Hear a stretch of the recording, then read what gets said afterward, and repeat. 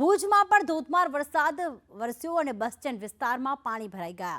રસ્તા પર પાણી ભરાતા વાહન ચાલકોને હાલાકી પડી રહી છે। ભુજમાં ધોધમાર વરસાદ પવન સાથે મેઘરાજાનું આગમન થયું। સતત બીજા દિવસે વરસાદી માહોલ જામતા બસ સ્ટેન્ડ વિસ્તાર પાણી થઈ ગયું છે। રસ્તા પર પાણી ભરાતા વાહન ચાલકો પરેશાન થઈ ગયા છે।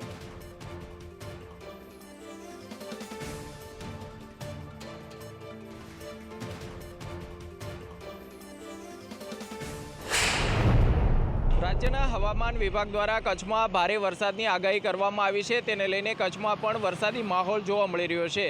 બપોર બાદ ભુજમાં પણ મેઘરાજાનું આગમન થયું છે। ભુજમાં 2 ઇંચ જેટલો વરસાદ પડ્યો છે, જેના કારણે અનેક જગ્યાએ પાણી ભરાવાની સમસ્યા છે તે હાલ જોવા મળી રહી છે।